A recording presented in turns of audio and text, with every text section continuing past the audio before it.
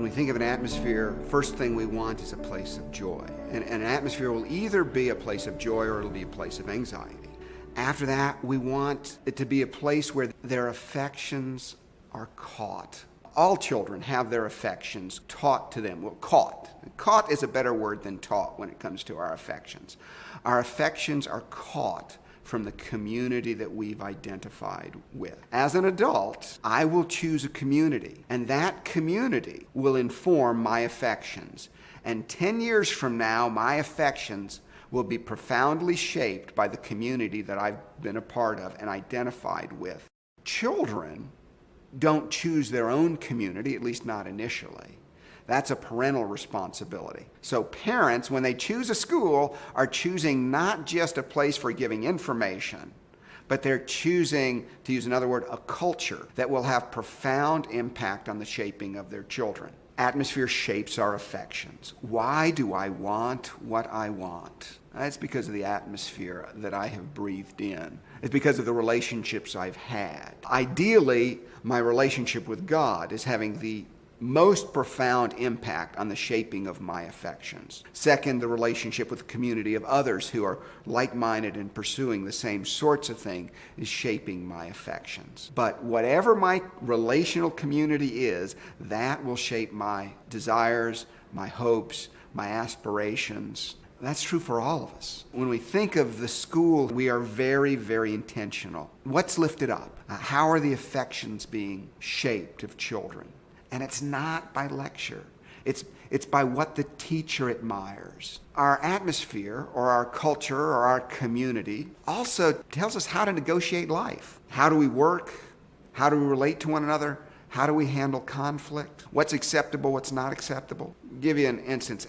At our schools, we believe there should be a zero tolerance for unkindness. That it is quite simply not acceptable for anyone to be unkind. That does not mean there are not acts of unkindness, because we are human and we all fail, and sometimes we lose our joy, get into anxiety, become neurotic, and act out in ways that are less than helpful. That does happen, even at Ambleside. But the point is, as a community, we're committed to being kind. So what are the norms for how we relate to one another? What are the norms for the way we work? We pay attention to the work at hand. Teachers have that expectation, so that students have that expectation of themselves, and students have that expectation of one another. That doesn't mean there aren't times when children's attention drift, or they become preoccupied, or they didn't sleep well the night before, and they're struggling. But it's always engaged, lovingly, joyfully. It's good to be me here with you, even if you're having struggles, giving your focused attention. But the point is, focused attention is what we do here. That's the atmosphere. That's the culture. And of course, step into a classroom where nobody's paying attention, except the few that are going for the A's. And the easiest thing is conform to the culture, don't pay attention. Step into a classroom where everyone's paying attention. The easiest thing is to pay attention. The atmosphere always leverages how we will relate to one another, how we'll relate to work, how we'll relate to our world.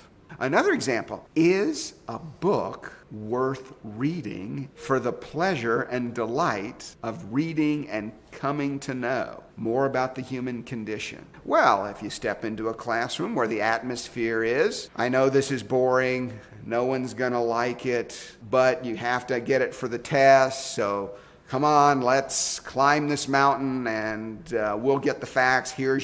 I'll give you worksheets with the important stuff for you to know.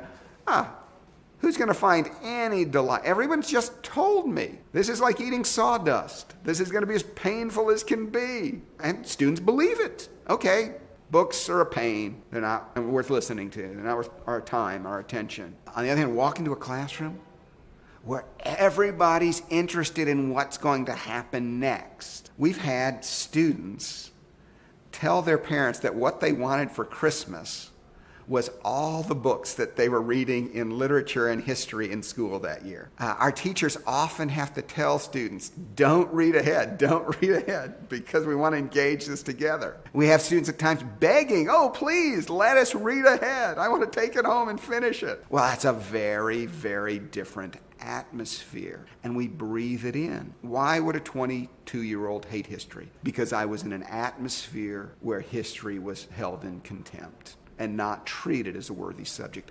Why is a 22-year-old going to love history? Because I was in an atmosphere where we had these great discussions over these great texts about these fascinating people who lived at other places and other times. That's what the atmosphere is, and it has a profound impact on shaping us.